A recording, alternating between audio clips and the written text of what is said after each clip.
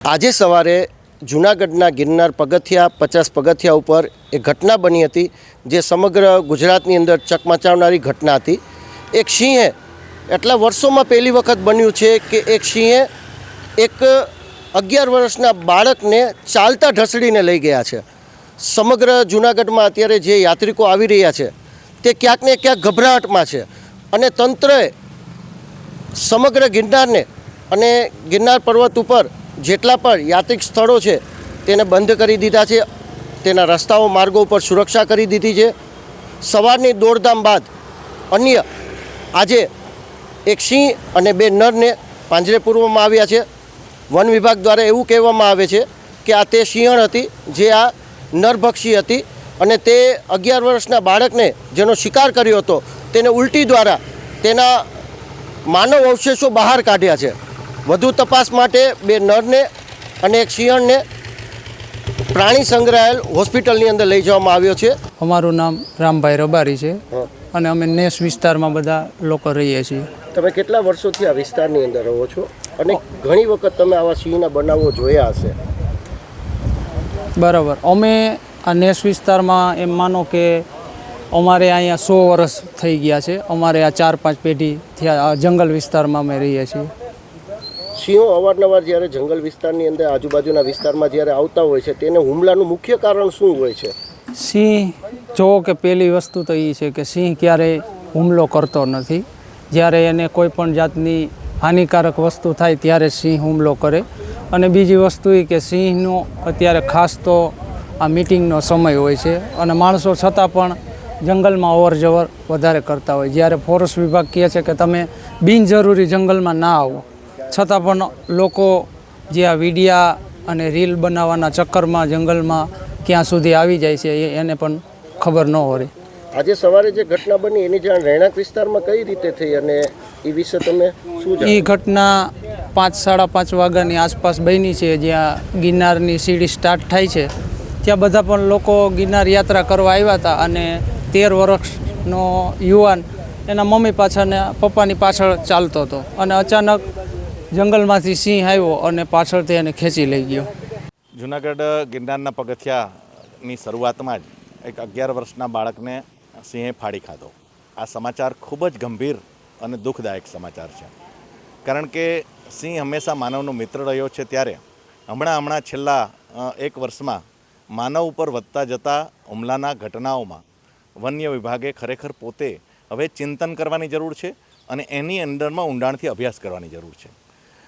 મૂળભૂત જો વાત જોઈએ તો ગિરનારના જંગલની વાત કરીએ, ગીર અને ગિરનારનું જંગલ બંને ડિફરન્સ છે।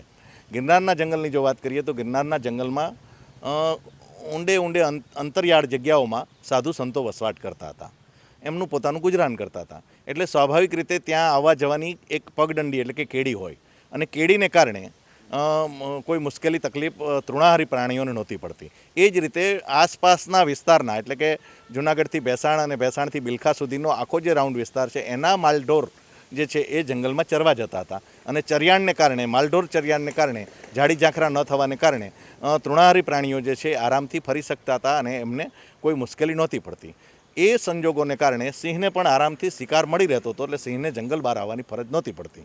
આવા સંજોગોમાં આ બધા ચિંતનના વિષયો મૂકીને માત્ર અભયારણ્યનો કાયદો એટલે કે જેમાં પાંદડું પણ ન હટાવી શકાયના કાયદાનો જડતાપૂર્વક પકડી રાખી અને મૂળભૂત કાયદો જે છે, મૂળભૂત જેના માટે કાયદો બન્યો એટલે કે વન્ય પ્રાણીઓની સુરક્ષા, એ વાત ભૂલાઈ ગઈ અને અભયારણ્યના કાયદાને જડતાથી પકડી રાખવાને કારણે ઝાડી ઝાંખરા વધી ગયા, વેલાઓ વધી ગયા। અત્યારે જંગલની અંદરમાં મુખ્ય ધારો કે જંગલના કોઈ 2-3 મુખ્ય રસ્તા હોય એ સિવાય અંદર પ્રવેશ જ ન કરી શકાય એવી પરિસ્થિતિનું નિર્માણ થયું, જેથી અંદર તૃણાહારી પ્રાણી રહી જ ન શકે એ પ્રકારની પરિસ્થિતિનું નિર્માણ થયું, જેને કારણે તૃણાહારી પ્રાણીઓ ગ્રામ્ય વિસ્તારમાં આવ્યા। એની જ સાથે સાથે સિંહો પણ સ્થળાંતર કરીને ગ્રામ્ય વિસ્તારમાં આવ્યા। ગ્રામ્ય વિસ્તારમાં સ્વાભાવિક રીતે સિંહ અને માનવ વચ્ચે ઘર્ષણના પ્રમાણ બન્યા અને સિંહ અને માનવ વચ્ચેના જે ઘર્ષણો થયા એને કારણે સિંહ જે છે સિંહના માનવ પરના હુમલા વધ્યા। ઘણી બધી બાબતો આમાં છે કે વીઆઈપીઓને માટેની સરભરા કરવી, વીઆઈપીઓને સાચવવા, સિંહ દર્શનની ગેરકાયદેસર પ્રવૃત્તિઓ થવી, આ બધી બાબતો પણ એમાં 100% જવાબદાર છે એવું કહી શકાય। પણ મૂળભૂત નિયમોને વળગીને મૂળભૂત નિયમોને પકડી રાખીને જે જંગલની અંદર વધી ગયેલા ઝાડી ઝાંખરા, નાશ પામેલા ચેકડેમો, નદી નાળાઓની જે છે ને પરિસ્થિતિ, આ બધી દિશામાં વન વિભાગે હવે કવાયત કરવી પડશે, ચિંતન કરવું પડશે અને જંગલમાં જ સિંહ રહે એ માટે એમણે પણ અમુક પગદંડીઓ, કેડીઓ કરવી પડશે. હા, તમે સ્વાભાવિક છે કે ભાઈ પશુ પક્ષીઓને ન જવા દો તો કંઈ નહીં, પણ તમે પોતે ધારો કે ટ્રેકર રાખ્યા છે કે જે કર્મચારી રાખ્યા છે એમને કહો નિયમિત કેડીઓ ચોખ્ખી કરે, કે નિયમિત કેડીઓ અંદરની પગદંડીઓ ચોખ્ખી કરે કે જેથી તૃણાહારી પ્રાણીઓ રહી શકે. ચેકડેમો ચોખ્ખા કરો, ચેકડેમમાંથી કાપ કાઢો અને પાણીની કમ્પ્લીટ વ્યવસ્થા રહે, એટલે કે એક ચોમાસાથી બીજા ચોમાસા સુધીની સંપૂર્ણ વ્યવસ્થા રહે તો સ્વાભાવિક રીતે આ વન્ય પ્રાણીઓને જંગલની બહાર આવીને ગ્રામ્ય વિસ્તારમાં વસવું ન પડે. પણ સ્થાનિક લોકો દ્વારા એવું પણ જાણવા મળ્યું છે કે આ સિંહણ પાછલા 3 દિવસ થયા તે જ 50 પગથિયા ગિરનાર ઉપર બેઠી રહેતી હતી. ક્યાંક ને ક્યાંક તત્વો દ્વારા, લોકો તત્વો, આવારા તત્વો દ્વારા તેની પજવણી કરવામાં આવી હતી, જેથી લઈને તે ચીડાયેલી હતી. અને ક્યાંક ને ક્યાંક આ સમય છે તે સિંહોના મિટિંગનો સમય પણ હોય છે, જેના કારણે સિંહો અત્યારે માનવ ઉપર હુમલો કરવાની ઘટના આ સમયમાં વધુ બનતી હોય છે. જ્યારે ફોરેસ્ટ વિભાગ દ્વારા આ વાતની ગંભીરતા લેવામાં જો આવી હોત તો આજે આ કદાચ બનાવ ન બન્યો હોત. હું લોકેશ પોપટાણી, નવજીવન ન્યૂઝ, જૂનાગઢ. વૈષ્ણવજન તો તેને કહીએ જે પીડ પરા